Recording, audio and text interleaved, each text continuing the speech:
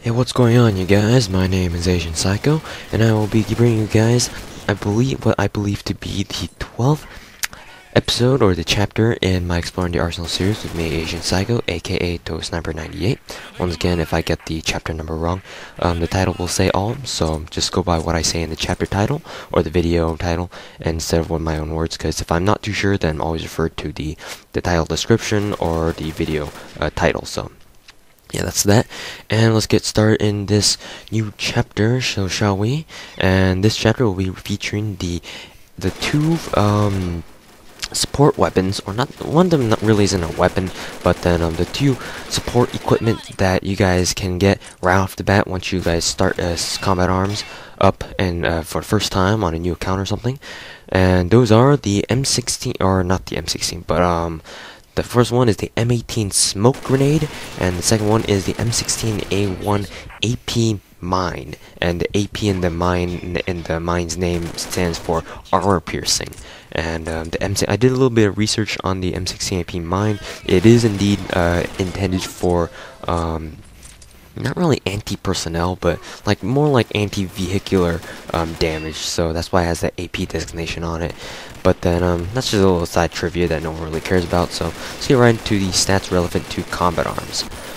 So we'll start with the M18 Smoke Grenade first. The reason why I decided to group these two together in one episode is because of the fact that there really isn't much to talk about for both of them, besides how to use them and strategies on how best to use them. Those kinds of strategies I feel must be discussed in another video, like in my new series that I'm going to be starting soon called the Combat Arms in Depth. But once again, that's for a later time. Anyways, let's get right into the M18 Smoke Grenade. The M18 Smoke Grenade, the only statistic that Nixon gives it is its portability, and it's very portable at 97 portability. I don't even think the frag grenades have that high of a portability, so if you need something to run with, M18 Smoke Grenade, that's your best option for equipment wise. So yeah, it's hard to beat. And so I'm just gonna talk about the effects of the M18 Smoke Grenade, because it's not really a weapon. It doesn't really deal any direct damage, but it does have some significant uses that you can put to your own advantage if used correctly. So let's get right into it.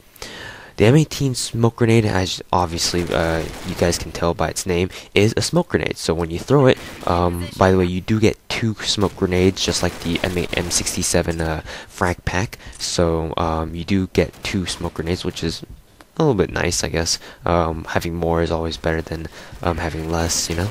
Well, in most cases. Anyways, so like I said, the M18 Smoke, you start with 2 smoke grenades, and when you throw one,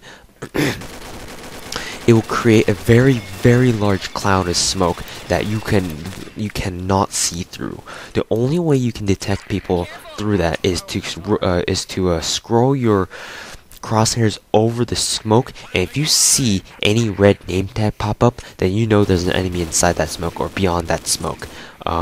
Do keep in mind that because of Combat Arms is not so great graphics design, obviously because it's an MMO FPS, the smoke from the smoke grenade will kind of permeate through surfaces. So in this video you'll see me toss a couple of smoke grenades across over the vending machine that I always like to throw frags over, and you'll see that by the time I make it up to this railing here beneath me, the smoke is kind of pouring up through the top, which doesn't really make any sense, but I mean, it's just a game, so just be aware of that and you should be fine. Now, some little tips that I can give you guys to use the M18 Smoke is that it is very good for distracting the enemy. For example, in Search and Destroy, back in the day when I used to play a lot more Search and Destroy than I used to rock M18 Smoke Grenades instead of frag grenades in order to, whenever I was trying to plant the bomb, I would sometimes throw the smoke grenade over to another bomb site, and then, so let's say I threw a smoke at B bomb site, then I would run over to A bomb site, and usually the enemies would think that I tossed smoke at A bomb site because I was at A bomb site, when in fact I was planted bomb at say B. I don't know if that made sense to you guys, but if you guys get my drift, it's basically a good it's just basically like a good item of distraction. Also, it is very irritating to some people who really are uncomfortable with not being able to see what's in front of them. So do keep in mind that if you do use the smoke grenade, some people will call you an asshole. And yeah, I can see why. It's just I don't really mind smoke because I can always see through smoke, quote unquote, by looking for enemies' name tags and just shooting in the general direction where I see them at. It's not really chams, but it kind of is, because at least because you can see their name tag through the smoke, but that's kind of like that's legal, quote unquote, because I mean, it's not really, you're not using any programs for that. But anyways, I'm getting sidetracked. Anyways, guys, just be warned that you may get kicked for using the M18 Smoke Grenade, so make sure to like verify that the M18 Smoke Grenade is allowed in the room you're playing in. And I believe it does cost 200 GP a day, so it's very, very cheap.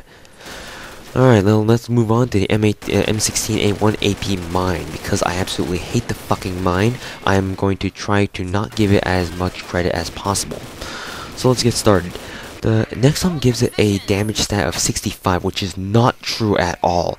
M16A1 AP Mines will always do, or almost always do, a constant 80 damage if you run over them, and it will deal 80 damage within, I believe, I want to say about a 5 to 7 meter radius. And beyond that, it will still do very significant damage, and I have stepped over a mine, or I have been hit by a mine, and it did like only 1 damage to me, but it was from a very far distance away, and these mines really have a large blast radius, so be careful. If you haven't noticed already, be careful where you're walking, because not only are they very hard to see, but then, yeah, they're very dangerous. They'll do a constant 80 damage if you step over them, so yeah, that's like literally saying, yeah, you got 1 more hit in ya. Good luck. So yeah, I may go into more in depth about mines in a later episode, but for now this is just a preliminary review on the M16A1 AP Mine. And do keep in mind that the mines do have, or Nexon considers mines to have their own little hitbox and HP. I believe that if you, for example, if you shoot the M16A1 AP Mine twice with your USB Tactical SE, if you do have a USB Tactical SE, then it will blow up.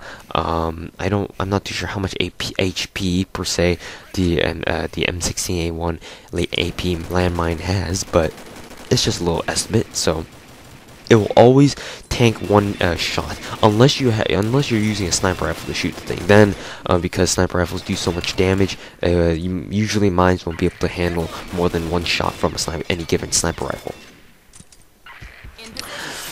Also, one thing to note that friendly mines will show with a little green arrow tag over them to differentiate between friendly and enemy mines. So do keep in mind, look out for that, and make sure you don't get blown up by an enemy's mines thinking they were friendly. So yeah.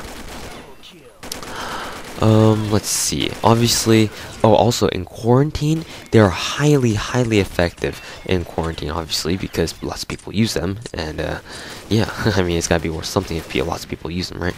So the M16A1 AP landmines a little bit of fail there.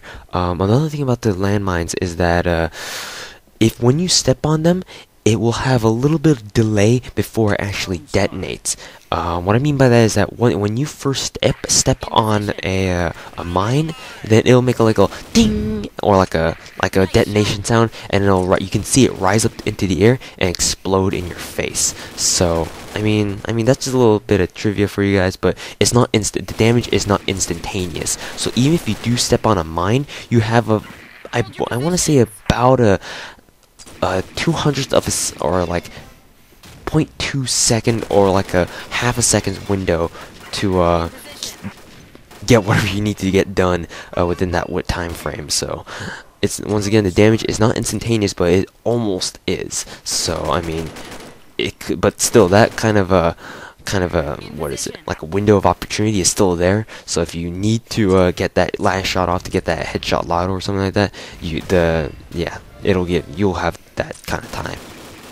Because once again, I know I keep repeating myself, but the M16 is not instantaneous damage. I cannot emphasize that enough. You can still manage to kill people after you've stepped on a mine and are about to die. So yeah. Alright guys, hope you guys have enjoyed, and look forward to the next episode on the M14. So I'll see you guys later.